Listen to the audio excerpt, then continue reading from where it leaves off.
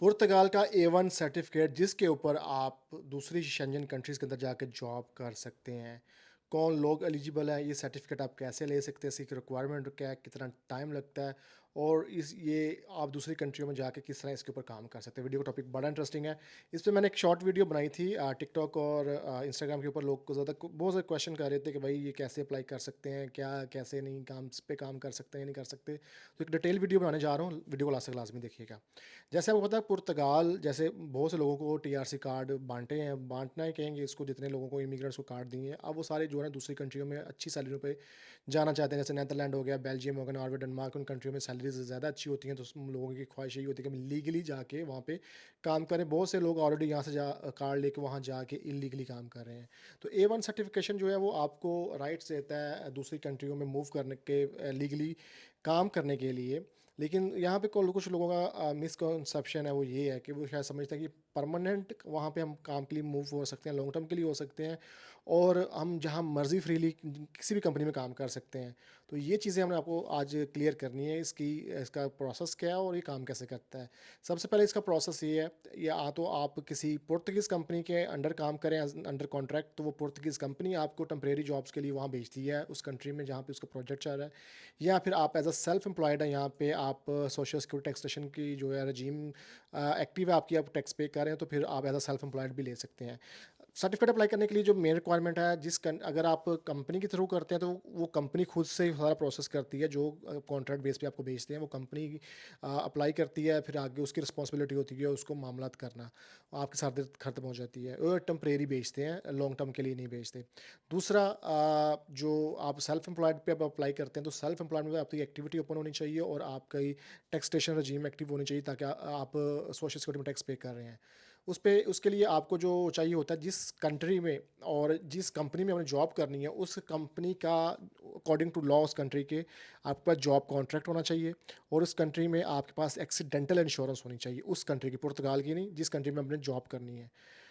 Card आपका जो valid होता है उससे थोड़ा कम का ये सर्टिफिकेट मिलता है। जैसे फॉर एग्जांपल अभी जो हमने ये वीडियो बनाई थी इसके ऊपर हमने लोगों को अप्लाई की थी, इनके पास सेकंड कार्ड था पुर्तगाल का 3-3 साल का, तो इनको मैक 24 महीने की वैलिडिटी का ये सर्टिफिकेट मिला है।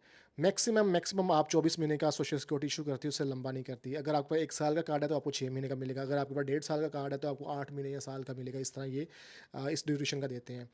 फिर जिस कंपनी में अब लोग यहाँ पे लोगों का ये क्वेश्चन होता है, पूछते हैं कि क्या ये वाकई में काम करता है, कई लोग कहते हैं ये काम नहीं करता। तो खाली सर्टिफिकेट लेना ये बड़ी बात नहीं है, उस पर ये बिल्कुल आपके लिए प्रॉब्लम हो सकती है। उसके लिए भी एक आगे जिस कंट्री में जाना वहाँ पे भी कुछ रिक्वायरमेंट्स होती हैं जो आपको फॉलो करनी पड़ती हैं।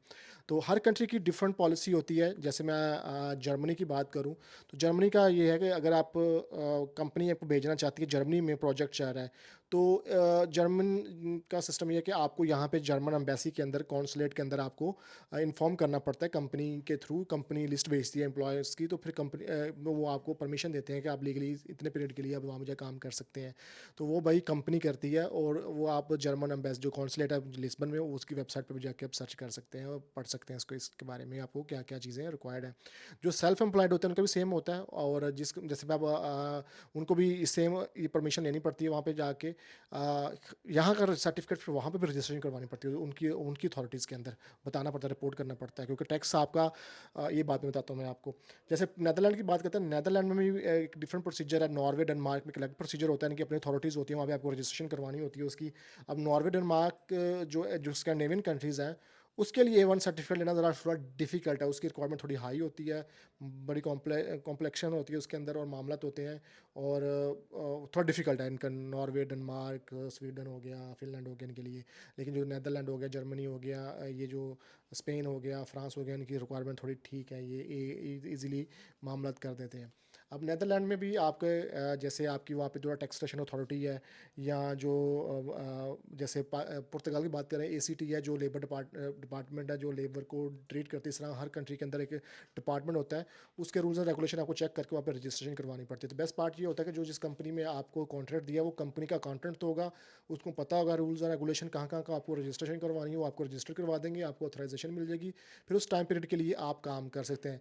आप सिर्फ़ उसी कंपनी में काम कर सकते हैं। ये नहीं है कि आपने लेट्स सपोज़ आपने रेस्टोरेंट का एक ले लिया कॉन्ट्रैक्ट, अब आपने परमिशन ले ली रेस्टोरेंट की, क्योंकि आपको जो सर्टिफ़िकेट इश्यू होगा, आपकी जॉब, आपकी डेज़िग्नेशन, वो सारी डिटेल उस सर्टिफ़िकेट पे होगी और आप वही जॉब कर सकते हो, आप कोई और जॉब नहीं कर सकते। ये नहीं कि उससे छोड़ा तो कहीं और जॉब करना शुरू हो गए, पकड़े गए तो वहाँ पे कहीं और जॉब करते हुए तो प्रॉब्लम हो सकती है।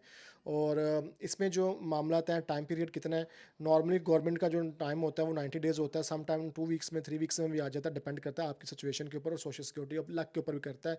कई लोगों के हमने अप्लाई किए थे, 1 हफ्ते में भी आ गए थे। उसके बाद ही जो A1 सर्टिफिकेट है, इसके ऊपर जो है आपका टैक्स जो मामलात होते हैं, टैक्स आप वहाँ पे भी डिक्लेयर करेंगे, ठीक है? वहाँ पे जो आपकी रसीद बनेगी, जो गवर्नमेंट में जो होगी डिक्लेयर होगी, उधर भी डिक्लेयर होगी, लेकिन आपने इधर पुर्तगाल में भी 100% डिक्लेयर करने, क्योंकि टैक्स आपका इधर ही पे होगा। चाहे आप सेल्फ एम्प्लॉयड हैं, चाहे आप कंपनी के थ्रू जा रहे हैं, तो आपने इधर ही पे करना है, उसको इस चीज़ का ख्याल रखिएगा। वो कल को आपने यहाँ पे भी रिन्यूअल करवाना है, मामला करने हैं। वहाँ पे जो बनेगा आपका अकाउंटेंट, वो कंपनी बनाएगी, वो वहाँ पे, क्योंकि वहाँ पे वो सैलरी आपको दे रहे हैं, लेकिन उनका एक्सपेंस है, तो उन्होंने उसमें डालना होता है, लेकिन वहाँ पे टैक्स वो आपके बिहाफ पे पे नहीं करेंगे, टैक्स आप खुद पुर्तगाल में पे करेंगे। अगर आप कंपनी के थ्रू गए हैं, फिर आपकी कंपनी यहाँ पे करती है। तो ये प्रोसीजर था। मेरा ख्याल है आपको समझ आ गई होगी। अगर आप कंपनी में किसी में काम करते हैं, तो भाई कंपनी आपको खुद लेके जाएगी वहाँ पे, पुर्तगीज़ कंपनी। अगर आप एज़ अ सेल्फ एम्प्लॉयड लेते हैं, तो आपको खुद से जॉब कॉन्ट्रैक्ट ढूँढना है, जहाँ पे आपका कोई फ्रेंड है, कोई रिलेटिव जिसका रेस्टोरेंट, कोई भी मामला बिज़नेस है, आपको कॉन्ट्रैक्ट दे सकता है। आप लेके यहाँ से A1 सर्टिफिकेट इशू करवा के वहाँ पे काम कर सकते हैं। तो ये इन्फॉर्मेशन थी, वीडियो को ज़्यादा शेयर कीजिएगा। अगर आपको इस मामले में कोई लीगल असिस्टेंस चाहिए, तो भाई आप टीम से कॉन्टैक्ट करके लीगल सर्विसेज ले सकते हैं। मेरा बहुत सारा ख्याल है, मिलते हैं नेक्स्ट वीडियो में एक नई इन्फॉर्मेशन, नए टॉपिक के साथ जी। अल्लाह हाफ़िज़।